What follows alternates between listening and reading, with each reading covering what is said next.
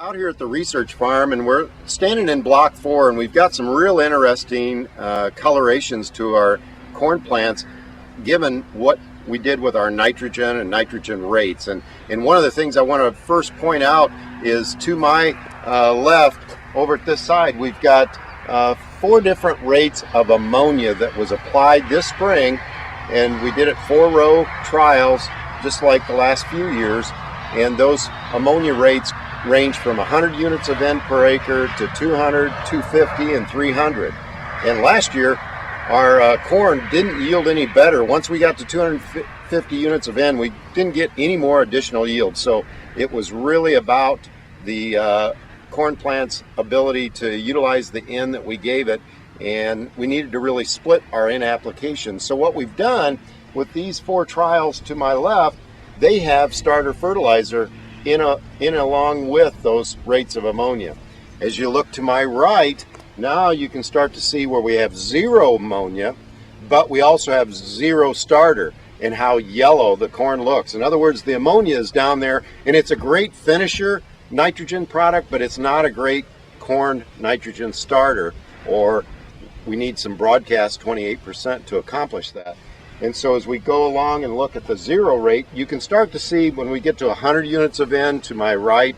and 200, 250, 300, that it starts to pick up a little bit more greenness, and this will continue to improve the color. Of course, where we've got 0, it's going to continue to be very poor yield, and we've averaged somewhere around 80 to 100 bushel per acre in the last few years of trials where we put 0 rates of nitrogen down. So the starter is doing its job, and it'll add on 10 to 20, maybe 30 more bushel, and that's what we'll expect when we run the harvester through this fall and look at what the rates of ammonia with starter and without starter and what we got out of it.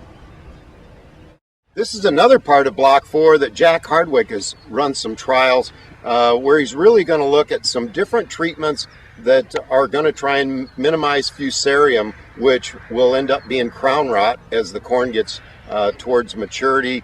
puts on an ear, and we'll start to see that crown rot. And right now the fusarium is attacking our little corn root systems. As you can see,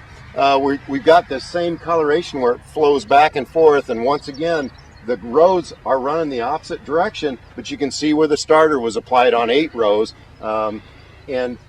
what's really interesting in this is to my left, we used to run these same trials where we put the ammonia on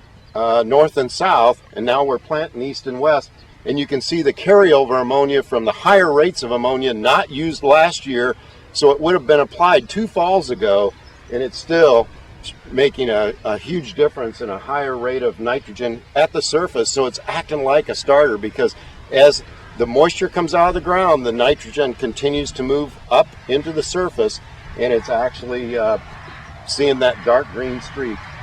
We'll really take a look later on, and we'll have some video that will talk about the crown rot and the fusarium as we get into the pollination time period, and we'll dig some plants, and we really look to see how our trials came out, and Jack will be presenting that at the Agronomy Day.